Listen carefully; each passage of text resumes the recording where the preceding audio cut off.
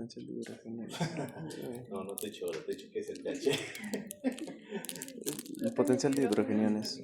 Potencial de hidrogeniones. ¿Sí? ¿Todos de acuerdo del potencial de hidrogeniones? ¿Y cuál es el potencial? Tiene un ion. El pH se define por el logaritmo negativo de la concentración de hidrogeniones. Esa es la definición del pH. ¿Ya? Mientras más hidrogeniones, el pH es más bajo. Por eso es logaritmo negativo. Y el pH en una sustancia X depende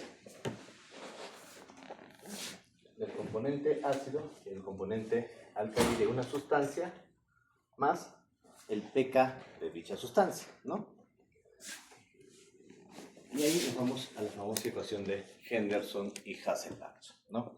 En la ecuación de Henderson y Hasselbalch vamos a usar el bicarbonato como el ion que va a compensar el pH y va a amortizar, ¿no?, el exceso de hidrogeniones, ¿no? Entonces se define por el logaritmo entre el bicarbonato y el ácido carbónico. ¿Cómo calculo el ácido carbónico? Según el análisis de gases arteriales, multiplico la presión arterial de CO2 por 0,03 y a eso le sumo el pK del bicarbonato, que es 6.1. ¿Ya? Entonces, esto es la ecuación de Henderson y Hasselbalch. ¿Les voy a preguntar en su examen? No, me imagino que todo el mundo ha probado fisiología con 18, 17 o 20, ¿verdad? Eso lo han hecho en fisiología. Ok. Concepto de electroneutralidad. La cantidad de aniones es igual a la cantidad de cationes. Y acá sale a relucir el concepto de anion-gap, que es la diferencia entre la suma del sodio y el potasio menos la suma del cloro y el bicarbonato. Esa diferencia me va a hablar de los componentes positivos, no medibles, o sea, los ácidos no medibles. Listo. Ahora vamos a pasar a ver cómo se equilibra en nuestro organismo el pH. ¿Cuánto es el pH normal de nuestro cuerpo? ¿Cuánto? 7.35, 7,45. ¿Y si es venoso? Arterial, es lo que han dicho, 7.35 a 7.45. Si es venoso, es de 7.30 a 7.4, un poquito menos.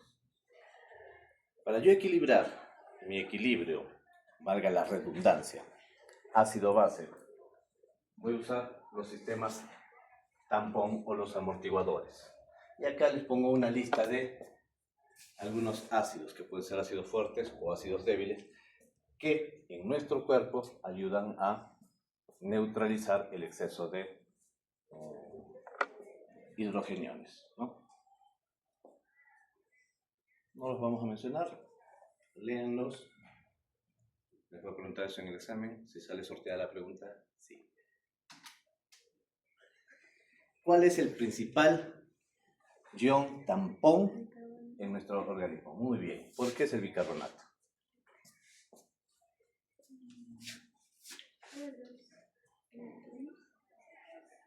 El principal tampón en nuestro organismo es el bicarbonato. ¿Pregunta del examen? Sí, pregunta del examen. Obviamente si sale sorteada, ¿no? Si no, sale la que les pongo ejercicios y tienen que resolver. Ok. El pK del bicarbonato es 6.1. Sin embargo, existe otro ion, que es el fosfato, que tiene un pK de 6.4. Aquel ion que tenga un pK más cercano al pH de nuestro organismo es un mejor amortiguador. ¿De acuerdo?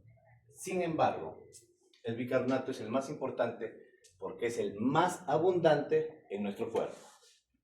Mientras que el bicarbonato yo lo tengo en una concentración de más o menos... 22. Muy bien. ¿De cuánto? 17.22. Sí, más o menos 22, 23, 24, ¿no? Promedio 24. El ion fosfato yo lo tengo en un promedio de 5 milimoles por litro. Entonces es 5 veces más abundante que el fosfato y por eso es el más importante.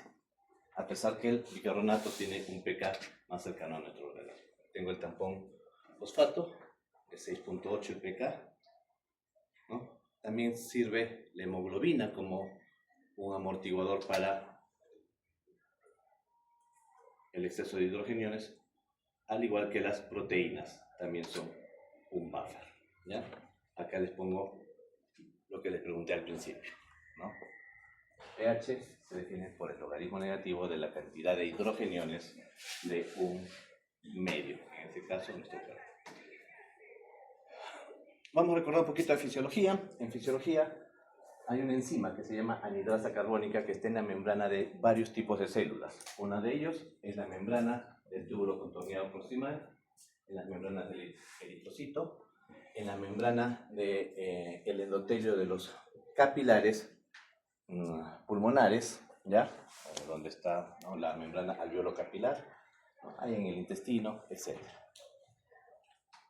¿A qué me sirve la anhidrasa carbónica? La anhidrasa carbónica me va a convertir, como vamos a ver más adelante, el ácido carbónico lo va a desdoblar en CO2 y agua.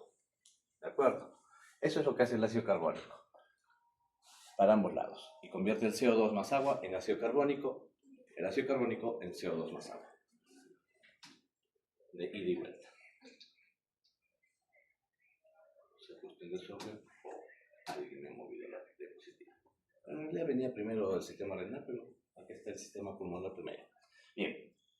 Uno de los medios o sistemas que va a ayudar a compensar el exceso de hidrogeniones es el sistema pulmonar. ¿Y cómo lo hago? Hipoventilando o hiperventilando. Un ejemplo de hiperventilación. ¿Crisis? Una crisis de ansiedad, una crisis nerviosa, ¿no? Esas famosas pacientes H, ¿no?, que vienen. Y todavía te dicen, llamen al Juan, ¿quién es el Juan? Es el novio, ¿no? Entonces esas pacientitas que vienen hiperventilando van a botar CO2 y van a tener una alcalosis respiratoria. Un ejemplo de hipoventilación. La misma pacientita H no le funcionó hiperventilar y hacerse la ansiosa para que venga Juan. Se pepea con clonazepam y se deprime el centro respiratorio y empieza a hipoventilar, ¿no? Empieza a hipoventilar y acumula CO2, hace una acidosis respiratoria. Y Juan nunca vino. Acá les pongo la membrana alveolo-capilar. ¿Qué es lo que va a suceder en la membrana alveolo-capilar? Cuando llegue acá el ácido carbónico, es la unión de un bicarbonato más un hidrogenión, se forma ácido carbónico, la anhidrasa carbónica la va a desdoblar en CO2 y agua. El agua se queda en el torrente sanguíneo y el CO2 se elimina por vía respiratoria. Y de esa forma yo estoy eliminando un hidrogenión. Mientras más CO2 bote, más hidrogeniones elimino de mi organismo. Eso está claro, ¿verdad? ¿Está claro como sus conciencias? ¿Sí? ¿Todos tienen la conciencia clara? No. Bien. Hay diferentes centros en los que te va a detectar la concentración de CO2, la concentración de pH, y le va a mandar un mensaje al cerebro, a los centros respiratorios, para decirle, ¿sabes qué? Mándame más impulsos para yo respirar más rápido. O ¿sabes qué? Aguántate un ratito, vamos a respirar más lento porque tengo muy poco CO2 o tengo una alcalosis. Donde tenemos y manda la señal, el pulmón va a respirar más rápido o más lento, según sea el pH del medio interno. Más de lo mismo, los centros reguladores periféricos, no solamente es a nivel del bulbo, también tengo los cuerpos carotídeos, ¿no? Y nos vamos al riñoncito. En el riñón, a nivel, también es pregunta de examen, y por eso está entre paréntesis y más grandecito que todo. A nivel del túbulo colector. ¿Sí? Es el túbulo contorneado proximal. ¿De acuerdo? El túbulo contorneado proximal tiene la capacidad de absorber más o menos el 80% del bicarbonato excretado a través del glomérulo. Entonces, yo al absorber el bicarbonato, ese bicarbonato se une a un hidrogenión, forman ácido carbónico, y ese ácido carbónico, cuando llegue a la membrana alveolo-capilar, por la anidrasa carbónica se desdobla en CO2 y agua, el CO2 se va y estoy eliminando un hidrógeno. ¿Ya? Entonces trabajan en conjunto. Los tres sistemas que nos ayudan a regular el pH, el sistema Buffer-tampón, los amortiguadores, pulmoncito y el riñón. En el resto del riñón sí, también se da absorción de bicarbonato, pero en menor cuantía que el túbulo proximal, contorneado proximal. Por eso que es el principal sitio donde se reabsorbe bicarbonato es el túbulo contorneado proximal. Si insisto en eso, ¿qué será? Pregunta de examen. A ver, vamos a saltarnos esto. Y bien, nos vamos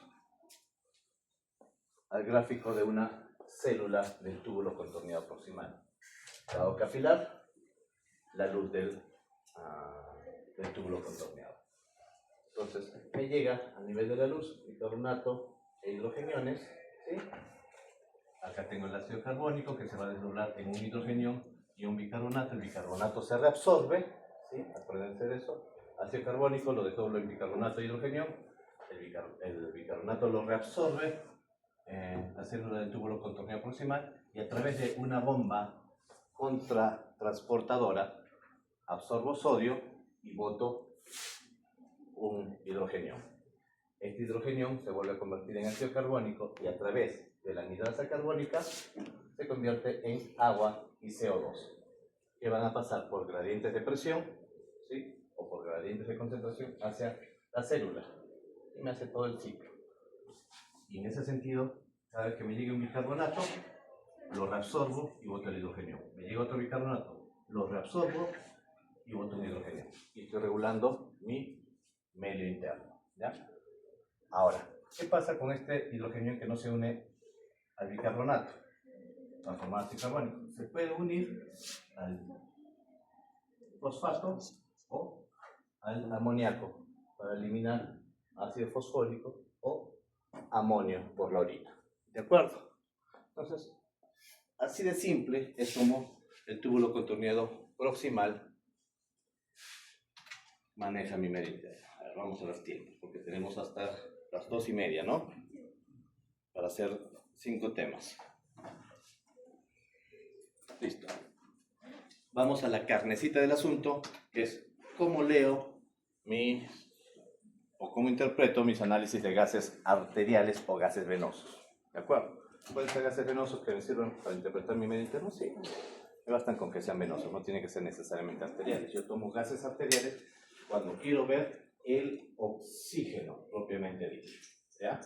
Cuando yo quiero evaluar el oxígeno propiamente dicho, que no es materia de este tema, porque este tema te dice equilibrio ácido-base, no te habla de la ruta del oxígeno. Es un capítulo aparte y también bastante, desde mi punto de vista, apasionante. La máquina de gases solamente te mide electrolitos, te mide pH y la presión de CO2 y presión de oxígeno. Todos los demás valores son calculados a través de un algoritmo que tiene la máquina. Pero ¿qué es lo que te mide realmente? Las sustancias medibles son estas de acá. Vamos con este caso clínico. ¿Quién es voluntario para leerlo?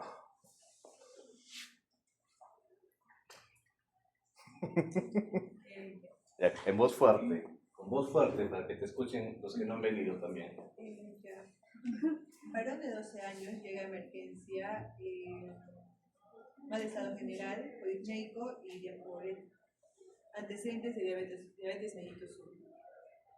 Haga y electrolitos, pH de 7.2, presión de oxígeno 90, presión de CO2 18, bicarbonato de 12, sodio de 142, potasio de 2, cloro de 90, glucosa de 350 y Exceso de bases. exceso de bases de menos 20. Ok. Listo. Exacto, estamos en una acidosis. El paso 1 es determinar el pH y decidir si estamos en una acidosis o en una alcalosis.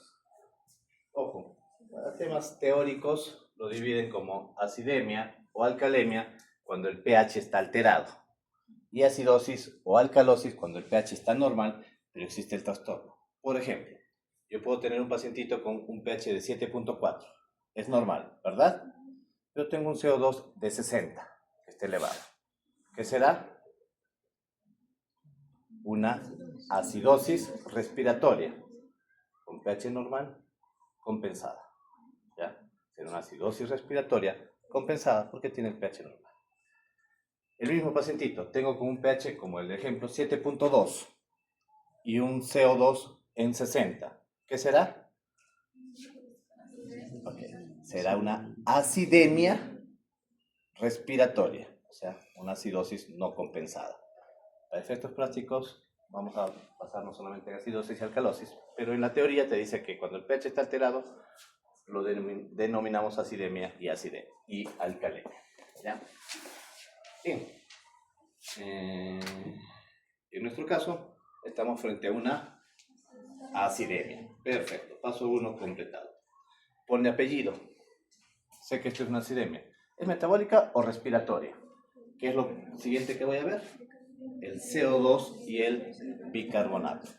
¿Ya? Y el exceso de bases también. Recuerden, respecto al pH, el CO2 avanza en sentido contrario.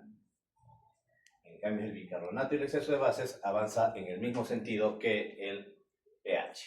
Vale decir, si yo tengo un pH bajo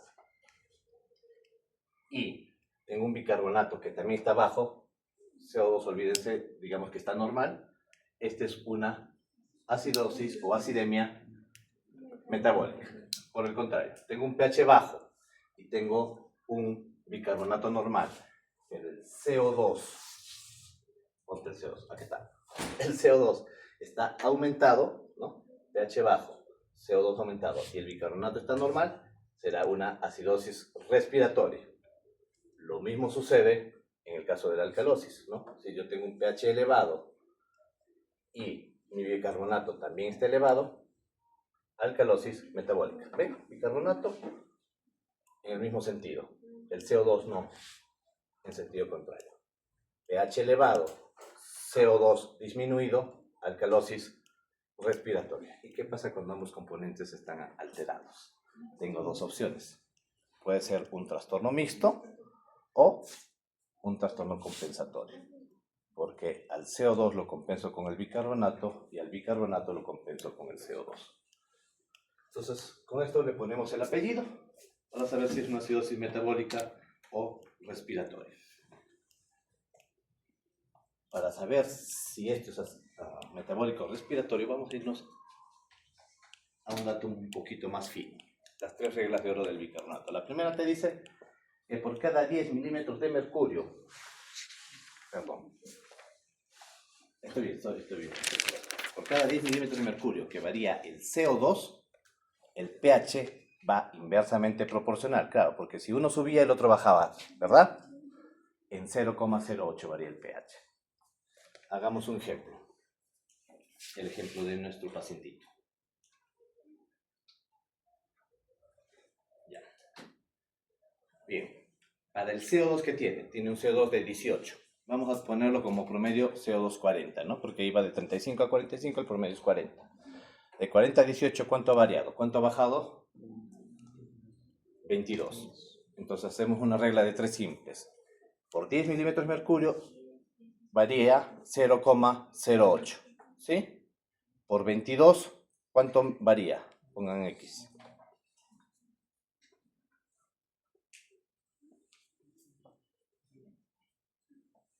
0,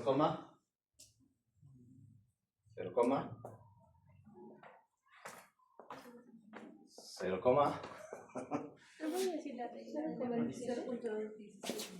0,17. La regla es esta.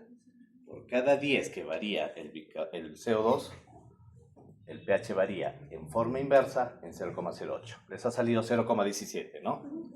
Como el CO2 ha bajado, por eso está en 18, el pH debe de subir. ¿De acuerdo?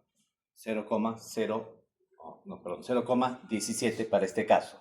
Entonces sumo 7.4, que es el pH promedio, más 0,17 me va a dar 7,57. ¿Qué quiere decir? Que para este paciente, si yo quiero explicarme la alteración del pH por el CO2, yo debería tener un pH de 7.57. Como no es el caso, 7.57 no está ni siquiera cerca del 7.2. No es respiratorio. Nos vamos al exceso de bases. En el exceso de bases, es la segunda regla de oro, dice que por cada 10 que varíe el exceso de bases, el pH varía en forma directamente proporcional, o sea, en la misma dirección. Si uno sube, el otro sube, si uno baja, el otro baja, en 0,15. ¿Ya? Hago la misma regla de 3 sigmas. ¿Ya? Vamos a nuestro ejemplo. ¿Ya? Tengo un exceso de bases de menos 25. Con 10 varío 0,15. Con 25 varío X. Hago mi cálculo, le resto al pH que es 7.4, le resto y me va a dar cercano, muy cercano a 7.2. ¿Qué quiere decir? Que el trastorno es metabólico. Para eso me sirvió las reglas de oro del bicarbonato. Y la tercera regla de oro es para calcular el déficit de bicarbonato, igual al peso por 0,3, que es el volumen de distribución, por el exceso de bases. Ese es el déficit de bicarbonato que tiene mi paciente con acidosis. Y eso me va a servir para yo reponer bicarbonato. Pero ojo, la acidosis metabólica, y eso también es pregunta de examen. Todavía le pongo así. ¿Cuál es la falsa? La acidosis metabólica no se corrige administrando bicarbonato. La acidosis metabólica se corrige. Muy bien. ¿Tiene otra idea?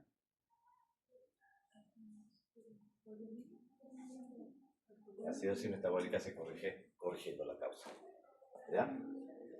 Excepto, y eso lo vamos a ver más adelante, excepto, y escríbanlo porque también les voy a preguntar en el examen. ¿Y por qué quiero que lo aprendan bien? Porque no quiero que cometan ese error cuando ustedes ya sean médicos y tengan un sello que los puede llevar a su caballa. ¿Ya?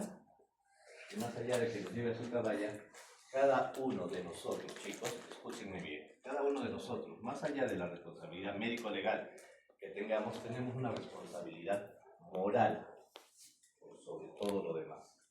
¿Sí? Estamos tratando con vidas, no estamos tratando con un puente, no estoy tratando con una silla que la hice mal hecha, le puse la pata chueca, no. Estoy tratando con vidas. La acidosis metabólica no se corrige administrando bicarbonato. La acidosis metabólica, dicho sea paso, ¿tienen plumones de pizarra? Díganme que sí. Ya, vayan buscando su máquina. La acidosis metabólica se corrige corrigiendo la causa de fondo. Excepto, este excepto, grábenlo con sangre en sus cabecitas. Si el pH es menor de 6,9 o el bicarbonato es menor de 5. Si yo tengo un pH, si alguien tiene otro color también. Si el pH es menor de 6.9 y o bicarbonato es menor de 5, sí debo de administrar bicarbonato. ¿Por qué? Porque con estos valores, un pH menos de 6,9 o un bicarbonato menor de 5, el paciente en unos cuantos minutos me va a hacer una parada cardíaca con fibrilación ventricular. Entonces yo tengo que administrarle bicarbonato no para corregir la acidosis metabólica, sino para sacarlo de estos dos puntos críticos. Lo saco del punto crítico para que no me haga paro cardíaco, para que no me haga una fibrilación ventricular. Y después me dedico a corregir la causa. Y administro bicarbonato solo si pH es menor de 6.9 o bicarbonato menor de 5. Lo he repetido varias veces como para que ya no se lo olviden, ¿ya? Y no me importa si se acuerdan o no se acuerdan en el examen, me importa que se lo acuerden de aquí para adelante el resto de su carrera. Un resumen hasta el paso 2. Mírenlo, memorícenlo, aunque todos tienen la clase en sus celulares, su tablet. Ojo, si cuando yo calculo la compensación, el CO2, ¿no?, o el bicarbonato se pasan de la raya, por decirlo de alguna forma, quiere decir que tengo un trastorno mixto. Por ejemplo, yo tengo una acidosis metabólica. Para el bicarbonato que tengo, el CO2 debe de bajar. Ejemplo, yo tengo un bicarbonato de 15, calculo, según ahorita lo vamos a ver con la fórmula de Winter, que mi CO2 debería de haber bajado a 20, ¿ya? Pero este paciente con bicarbonato de 15, que debería tener un CO2 de 20, no tiene 20, está más abajo, tiene 15 de CO2. O sea, no solamente bajó para compensar, sino se siguió de la raya y se fue más abajo. Es un trastorno mixto, acidosis metabólica más una alcalosis respiratoria. Igual sucede al inverso. Ahorita lo vamos a ver con el ejemplo siguiente. Con el bicarbonato igual. Entonces estoy con una acidosis metabólica. Acá no sé por qué puse el paso 3 anion gap. Bien. Ahorita vamos a la compensación. Ya les hablé qué es el anion gap, cómo se calcula, y lo normal para pediatría es... ¿Acá puedo pintar? No, ya. Lo normal es que sea menos de 15. Un anion gap elevado se considera cuando este valor es 15 o más. ¿No? Anion gap elevado cuando este valor es mayor de 15. Y acá les pongo, ¿no?, dos alternativas. Si tengo un anion gap normal, o sea, menos de 15, este es el anion gap urinario, ¿no? Puedo tener dos opciones. No lo vamos a aprender ahora. Sería irnos a los temas renales. Si es normal, puede ser pérdidas intestinales, o puede ser causas renales, o puede ser una acidosis hiperclorémica. Pero si yo tengo un anion gap elevado, acuérdense de esta mnemotecnia. Mood piles. Mood como ánimo en inglés, pero mal escrito, y piles como pilates, pero sin la A ni la T, ¿ya? Mood piles. Los que han rotado conmigo, creo que siempre les he hecho el mismo ejemplo, y las veces que he dictado la clase siempre les hago el mismo ejemplo. Yo me imagino que así lo pueden memorizar mejor. Si aprueban pediatría, ¿qué van a hacer el fin de semana? Van a hacer... ese es mi gente, ¿eh? Mi gente, ¿qué vas a hacer? Etanol. Etanol. Pero se quedó sin fichas. Ya no te alcanza para más. Te vas a la barraca y te venden metanol. El metanol te va a producir uremia. Si sobrevives, al día siguiente vas a tener una jaqueca de la patada. Vas a tomar aspirina, salicilatos, ¿ya? Etanol, metanol, uremia, salicilatos. Se pasó el dolor de cabeza. ¿Qué va a agarrar tu mamá? Una vara de hierro y de iron para darte por la cabeza, ¿ya? Entonces, acordémonos. Etanol, metanol, uremia, salicilatos, hierro. La D es de diabetes, la P de formaldehído o paraldehído, también la P es de propofol, la I también es de isoniazida. Y la vedette del asunto es el lactato. El lactato se eleva en cualquier condición en la que yo voy a tener una hipoxia celular. ¿De acuerdo? Causas de hipoxia celular. Dilo, equivócate. No tengan miedo de equivocarse. Equivóquense acá.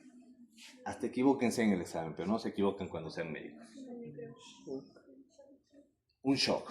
Muy bien. Si estoy chocado, hipoperfundo los tejidos, no llega ni oxígeno ni nutrientes, se activa la vía la glicólisis anaeróbica, se eleva el lactato. Muy bien, shojo. Otra causa. Muy bien. ¿Quién dijo lo que dijo? Díganlo en voz alta. Perfecto. Sepsis. La sepsis es una disregulación de toda mi homeostasis. Por lo tanto, también me va a elevar el lactato porque hipoperfunde células. Otra causa. Les dije que es por hipoxia celular. Necrosis. La necrosis es algo más localizado. ¿Ya? No, hablamos algo más sistémico. Una hipoxia. Cualquier situación de hipoxia. Un casi ahogamiento. ¿Sí? Un paciente que se intentó suicidar ahorcándose, ¿no? O que lo intentaron matar de la misma forma. ¿No? Qué trágico que soy, ¿verdad? O un paciente con una insuficiencia respiratoria. ¿Ves? En hipoxia, elevan lactato. ¿Quién transporta el oxígeno? La hemoglobina. Si yo tengo baja la hemoglobina, no transporto suficiente oxígeno, se eleva el lactato. La anemia es causa de lactato elevado y de acidosis respiratoria. Pero no cualquier anemia. Una anemia severa, ¿sí? O una anemia de rápida instalación. Dos anécdotas. El paciente entra a sala de operaciones para una neurocirugía, entra con una hemoglobina de 13.6 y sale luego de 2 a 3 horas de cirugía con una hemoglobina de 10.4. El paciente sale con respiración de Kussmaul, respiración acidótica, se le toma exámenes, tiene la hemoglobina que les dije, 10.4, un lactato de 11, un bicarbonato de 7 y un pH de 7.2. Una acidosis metabólica, si calculo el anion gap, va a ser de anion gap elevado con lactato elevado por la anemia de rápida instalación. De 13 a 10, 3 puntos en 2 horas. 10 es para transfundir, no. Sin embargo, ¿cómo tratamos esa acidosis? Transfundiéndole un paquete globular. Otro ejemplo, ¿no? Un niño con un trastorno genético X que tiene problemas en la absorción de hierro. Nos llega al servicio con 3.4 de hemoglobina. Le tomo unos gases y tiene pH de 7.3, bicarbonato de 15 y un lactato de 7 elevado. Dicho sea de paso, lo normal del lactato es menos de 2. ¿Ya? El lactato normal es menos de 2. Entonces, este pacientito, igual, le transfundimos sangre, volvemos a tomar unos gases y se normaliza. ¿Pasamos bicarbonato? No, no pasamos bicarbonato. Entonces, este paciente es un paciente con una diabetes, es una cetoacidosis diabética en realidad, una acidosis metabólica con anion gap elevado. Y nos vamos a la compensación. ¿Ya? No las voy a desarrollar todas, voy a explicarles brevemente. ¿Ya? Para la acidosis metabólica uso la fórmula de Winter y a modo de broma digo que la alcalosis respiratoria uso la fórmula de Saber, ¿no?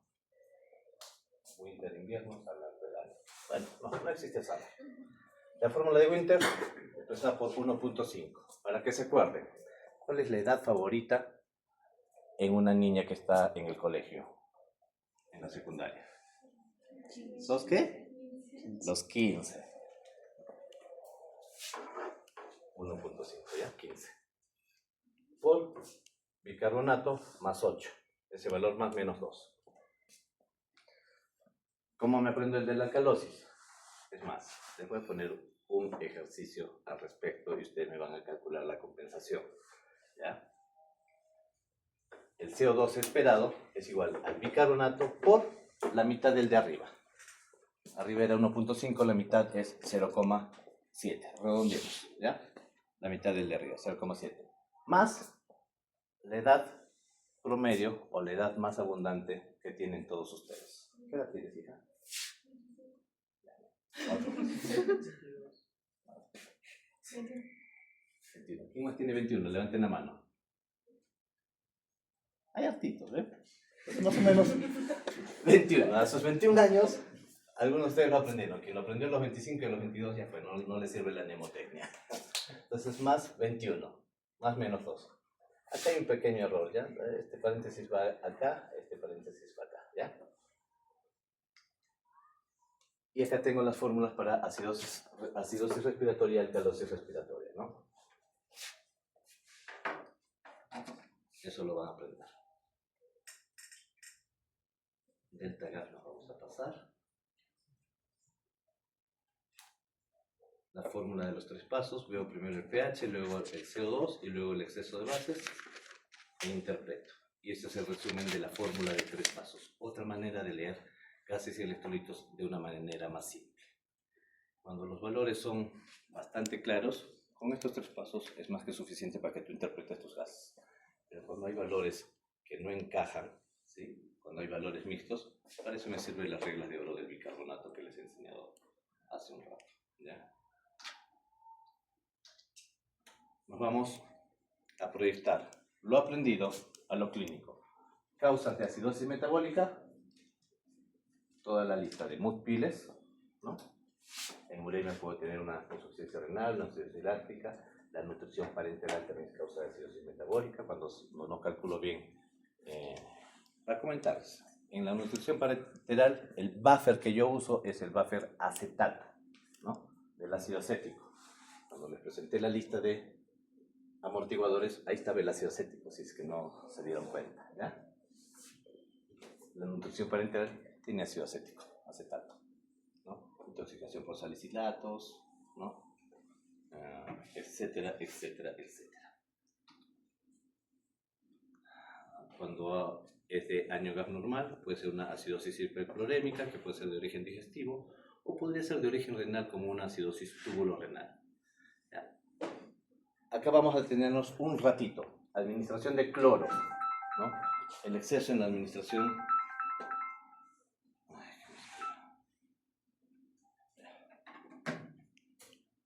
¿En qué casos yo puedo administrar demasiado cloro? Cuando yo quiero reanimar a un paciente chocado con cloruro de sodio 9 por mil, el famoso suero fisiológico, ¿ya? Ojo, durante años, desde la década de los 40, Segunda Guerra Mundial, hasta la primera década de los 2000, el suero fisiológico es el que lideraba la reanimación hídrica en shock.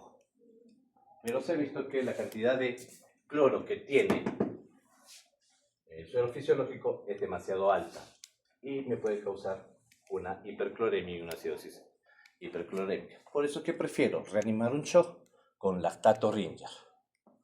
El suero fisiológico tengo 154 miliequivalentes de cloro y el lactato Ringer tiene 108, ¿ya? Sin embargo, cuando estén en sus postitas allá a 3.000, 4.000 metros sobre el nivel del mar, lo único que van a tener es suero fisiológico y no van a decir, el doctor Jara me dijo que no suero fisiológico, use lactato Ringer, no le pongo nada. No, póngale suero fisiológico, ¿ya? La hipercloremia ya la corregimos después, pero el shock te lo mata en unos breves minutos. Alcalosis metabólica, vía digestiva, vómitos. Un ejemplo, un paciente con una hiperplasia de píloro. Para acidosis respiratoria y alcalosis respiratoria, para yo saber si este es de origen pulmonar o es de origen extrapulmonar, yo voy a calcular mi gradiente alveolo arterial de oxígeno, ¿no? Si es una gradiente alveolo arterial de oxígeno elevada, es de origen pulmonar. Si es normal, es de origen extrapulmonar, mi acidosis metabólica, o respiratoria o mi alcalosis respiratoria.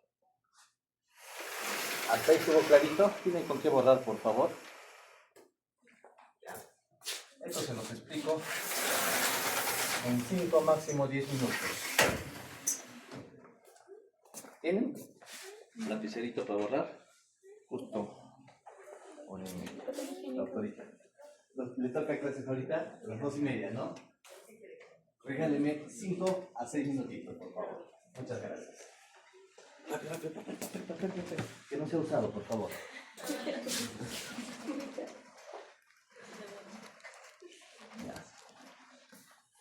¿Qué me interesa que sepan de el potasio? Dos cosas diferentes. En primer lugar, valor normal de potasio de 3.5 a 5.5 en todos, excepto recién nacido. El recién nacido, yo tengo un rango hasta 6. Hasta 6 es válido en recién nacidos. ¿Ya? Yo voy a tener una hipocalemia y una hipercalemia. ¿Ya? Leve, de 3 a 3.5, de 2.5 a 3 y severo menos de 2.5.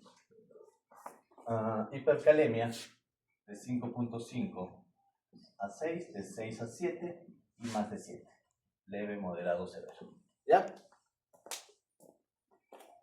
Más que suficiente. Causa más frecuente de hipocalemia. Aparte de escribir en un mensaje, no me entendió. Causas de hipocalemia. Desnutrición, ¿ya? Falta de aportes, de la hipocalemia. Paciente crítico. El paciente crítico libera catecolaminas y las catecolaminas me meten potasio dentro de la célula. ¿Ya? Hipocalemia. Pérdidas gastrointestinales, ¿no? Diarrea. De la hipocalemia. Algunas causas iatrogénicas. Uso de beta-2 adrenérgicos. Paciente asmático, full salbutamol, es necesario hacerlo, no toda iatrogenia es una mala praxis. Uso de beta-2 adrenérgicos, baja el potasio. Furosemida. Paciente con edema agudo de pulmón, tengo que ponerle furosemida, me tira al suelo el potasio. ¿Ya? Uso de insulina, también me baja el potasio. ¿Ya? Y acá voy a tener el hiperaldosteronismo. En la hipercalemia, la causa más frecuente es insuficiencia renal, aguda o crónica. Es la causa más frecuente. El exceso en la administración de potasio. ¿Ya? El hipoaldosteronismo. Deficiencia de 17-hidroxiprogesterona, ¿no? Que es la hiperplasia suprarrenal. ¿Ya? Hiperplasia suprarrenal. Ya tenemos las causas. Ya luego lo borran bonito, ¿ya? Por lo borro. Acá tengo más espacio. Tratamiento. Tratamiento de la hipocalemia. Se trata cuando hay un cuadro severo, ¿ya? Cuando tu potasio es menor de 2, tratamiento con reto de potasio. En cualquier otro caso, de moderado a leve, solamente aumento mi aporte de potasio.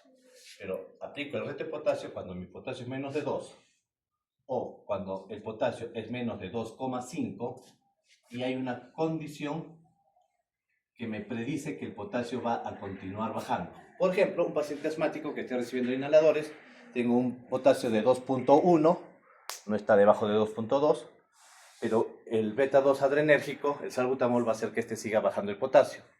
Debo de corregirlo con reto de potasio. O cuando hay cambios en el EKG. ¿Qué cambios hay en el EKG? De plana, ¿ya? Prolongación del PR, onda U, depresión del segmento ST. En la hipercalemia, ¿cuándo yo debo de tratar? Cuando mi potasio es mayor de 7 o cuando hay cambios en el EKG. ¿Cuáles son esos cambios en el EKG? Tepicuda,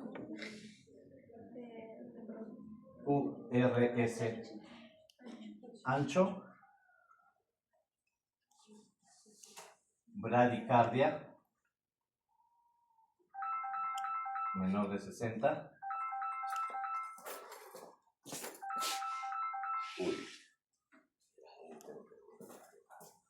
bradicardia menor de 60 y un UTC corregido prolongado, ¿ya? También puede haber una prolongación del PR. En esos casos yo debo de corregir la hipercalemia y la hipocalemia. ¿Y cómo corrijo con el resto de potasio? Facilito. Y ahí acabo. Acabo con este, falta que 0,5 a 1 mil equivalente por kilo. Y lo voy a pasar, ojo, ojo, diluido. El potasio no lo pasan en bolo, lo pasan diluido en 1 a 2 horas. ¿Ya? Según sea la concentración de lo que preparen, será vía periférica o vía central. En el caso de la hipercalemia, ¿cómo voy a tratar? Paso número 1, gluconato de calcio al 10%, 1 mililitro por kilo, máximo 20 mililitros. El gluconato de calcio, y es también pregunta de examen, no baja el potasio. Gluconato de calcio no baja el potasio. Lo que es el gluconato de calcio es... ¿Qué? Muy bien, ¿qué? Estabiliza la membrana del miocardio. ¿Ya? Créanme, que un paciente con hipercalemia que les haga paro en diástole, no lo van a sacar. ¿Ya? A menos que le pongan gluconato de calcio para estabilizar la membrana del miocardio. Paso 1. Paso 2. Voy a preparar una solución de insulina y le voy a administrar dextrosa. ¿Ya? En la teoría te ponen, ¿no? Esto debería de ir, una solución de insulina de 0,1 a 0,2 unidades por kilo por hora. Y la dextrosa te dicen así, son 0,5 gramos por kilo. ¿Ya? Forma práctica, y es lo que quiero que aprendan. Dextrosa al 10%, 5 mililitros por kilo. Eso es lo que le va a pasar de dextrosa. Facilito. Dextrosa al 10%, 5 mililitros por kilo. Doctor, no tengo dextrosa al 10%. Usa el 5% y le pasas 10 mililitros por kilo. El doble. ¿Ya? Y la insulina. ¿Cómo preparo la insulina, doctor? Facilito.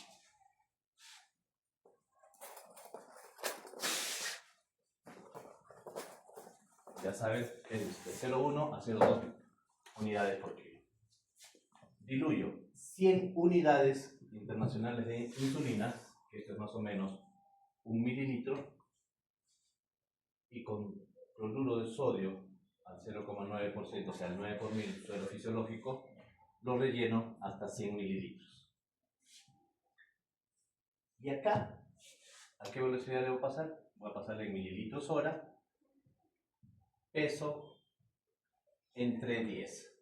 Ejemplo, paciente con hipercalemia que pesa 18 kilos, ¿de acuerdo? Hipercalemia de 8 equivalentes por litro. Le pongo gluconato de calcio, que pesa 18 kilos, le paso 18 mililitros de gluconato de calcio y preparo mi insulina. 100 unidades en 100 mililitros. Y le paso a una velocidad, 18 kilos, de 1,8 mililitros hora. ¿Ya? Por el ejemplo de 18 kilos. Si pesa 24 kilos, ¿a qué velocidad le voy a pasar? 2, Muy bien. Si pesa 50 kilos. 5. El tercer paso, beta 2 adrenérgico. ¿Recuerdan? Es la causa de hipocalemia. Tengo hipercalemia, uso beta 2 adrenérgicos. Tanto la insulina, la dextrosa, como el beta 2 adrenérgico lo que hacen es meter potasio dentro de la célula. ¿Cómo le aplico? Salbutamol de 6 a 10 PAF cada 20 minutos. Por 3 a 5 veces, para ayudar a bajar el potasio. Además, no son los 3 pilares, los 3 pilares son estos 3. Además, yo puedo usar bicarbonato de sodio al 8.4%, 1 mililitro por kilo. Además, puedo usar furosemida, 1 miligramo por kilo. ¿Ya? De todos estos, la única que te elimina el potasio es la furosemida, ¿ya? ¿Por qué el bicarbonato no está dentro de las primeras opciones de tratamiento? Porque el bicarbonato demora en meter potasio en la célula. La insulina, la dextrosa y el salbutamol lo hacen más rápido. Por eso son los 3 pilares del trabajo. Listo. Preguntas, dudas, anécdotas, interrogantes, inquietudes. A ver, pregunten a aquellos que no se han dormido. Esas risitas de quienes se han dormido. ¿Tienen alguna duda, chicos? Bueno, si no tienen ninguna duda ahora y les surge después, le piden a la delegada mi número y lo consultan con WhatsApp, con todo gusto les respondo. ¿Ya? Bien, es todo. Chao.